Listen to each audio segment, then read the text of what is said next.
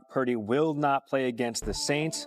It's a left shoulder injury along with some toes not feeling great. That means Mac Jones is going to get the start tomorrow and potentially beyond week 2. The Morning Buzz is brought to you by One A Day. All right, let's break it down. What does it all mean? NFL insider Jeremy Fowler joining the program. What more can you tell us about Purdy's injuries? Gee, the 49ers are looking at this as week to week. So we've got the toe issue, the shoulder issue. The toe is considered a little bit more of a problem. So it's not a slam dunk next week either, but they're just going to see how he feels. He's ruled out this week. Going to let him progress. It's going to be Mac Jones time this weekend. Now, that's interesting because the 49ers looked at him hard in the 2021 draft, third overall. They considered drafting him, didn't happen. Now, Mac Jones gets his first chance to operate Kyle Shanahan's offense. So San Francisco hopes that's a short-term thing. Brock's working his way back, doing a nice job with his rehab, but out for this week. Not a slam dunk for next week either, but they're hopeful. It's the Saints, it's the Cardinals, and I believe the Jags next up for the 49ers. Obviously, early in the season, maybe Mac Jones can keep them afloat. Purdy not the only injury from week 1. What's the latest on James Cook's status tomorrow? James Cook had a little bit of a hammy, but he's good to go. He was limited early in the week, but he perked up. That was really just a tightness issue, not a full-blown hamstring, injury or tear. So he's going to get to tote the rock for the Bills, feeling good, no issue there. The bigger issue is Ed Oliver, defensive line. He's out. So the Jets are happy about that, but they're going to have to deal with James Cook. He's going to be in the lineup, good to go. Then you have Xavier Worthy. So his chances to play are slim. He's considered doubtful for this weekend's game against the Eagles, but he's perked up a little bit. Looked pretty good in practice on a limited basis, coming on the field on that shoulder issue. Didn't have to wear a big brace on that shoulder during Friday's session. So, look, he's going to get to avoid injured reserve.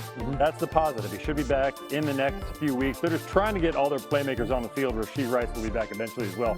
And you got Jalen Waddle. So he was a little banged up earlier in the week, but he is good to go. Head coach Mike McDaniel confirmed that Waddle will be in the lineup. They're trying to get Tyreek Hill and Waddle going now.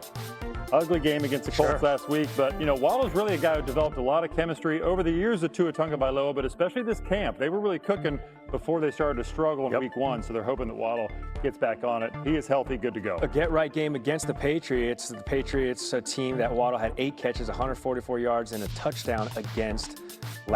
Jeremy Fowler is back. So too is last year's Super Bowl rematch.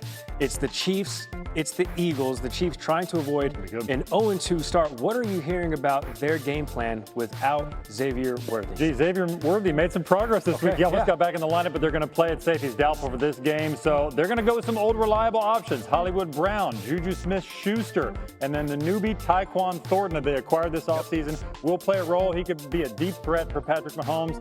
The Chiefs do feel like they can make some progress despite being depleted at receiver, because the Eagles have been sort of shuffling around that cornerback 2 spot with Adoree Jackson, the journeyman, going to get the start again. Struggled a bit last week, so the Chiefs are hoping they can take advantage. And they know in this kind of matchup they have to run the ball well.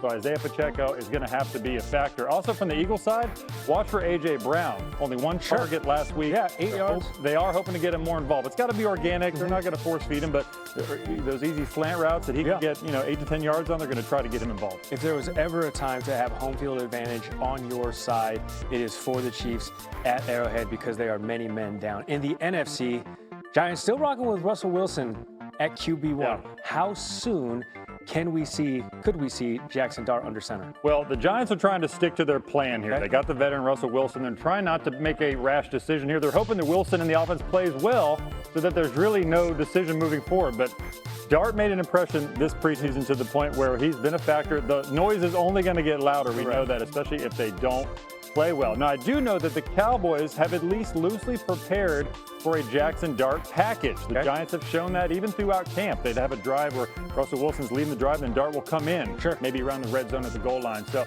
could be a factor where they maybe try to get him to get. Dallas is at least prepared for that, but they've mostly prepared for Russell Wilson. Yeah, it's first-round draft capital, and everybody knows that the fans and the media in New York are relaxed, they're calm, they're welcoming, they're understanding.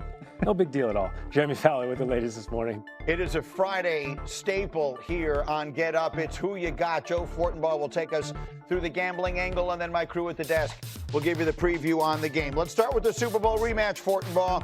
Chiefs are getting 1.5 points taking on the Eagles. Who you got? We'll take Kansas City plus the 1.5. It's the 3.5-point flip since last Friday when it was Kansas City -2, but that's what'll happen after the Chargers game. Mahomes in his career 19-4 when coming off a loss. I still have big questions about that Philadelphia defense. They gave up 5.5 yards per play last week against Dallas, albeit no Jalen Carter, but you're on the road. You won't have the crowd noise supporting you here. We like the Chiefs. He likes the Chiefs. Let's bring it to the desk. And Bart, what's the one key element you're watching for in this game?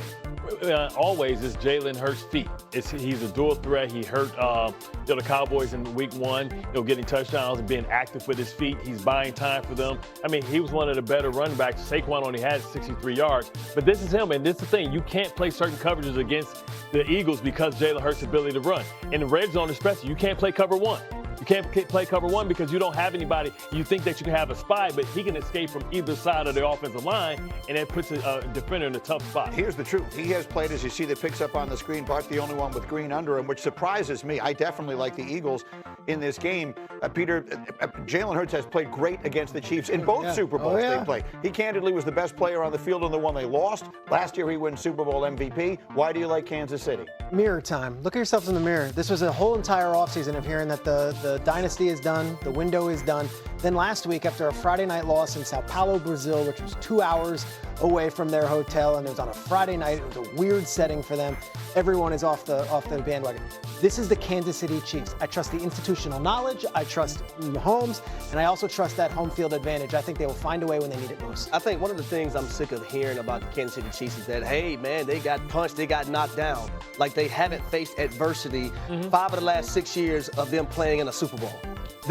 They know how to rebound, but they have to get back to the basics. And what do I mean by that? You got to run the football. Yeah. You got to get Isaiah Pacheco going. You got to get Kareem Hunt going as well.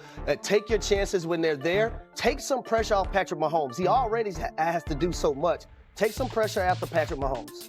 And I think the inverse of what Harry was talking about was the Eagles. They were able to get home in the Super Bowl, and they didn't have to blitz. Now, look, they're going to have Jalen Carter, maybe even Zadarius Smith. But against Dallas 10 days ago, Greeny, they couldn't impact Dak Prescott. And if we have Patrick Mahomes, regardless of who he's throwing to, if you give him enough time, he will find a way. But what about the institutional knowledge that Vic Fangio had? Yeah. Right? We always talk. I mean, we Defensive can't. coordinator for the Eagles. Yeah, we can't flip the coin and decide when we want to apply the logic to certain teams. Like now, we just talked about Washington, how many close games that they had, and they work out that saying that it's got to be a course correction. Well, nobody played closer games in the last couple of seasons than the Kansas City Chiefs. But you want to know the difference between the two teams? Their championship. Damn right. Well, but the One Eagles, team's a champion. Listen, I'm with the you. other one's trying to become one. the Eagles are the champions. Right, They're correct. defending Super Bowl champions. I'm talking about the Commanders. I'm talking about right now the Kansas City Chiefs and everyone talking about them winning their close games last year. Yeah. Like they found ways to win. Right. But here's the problem.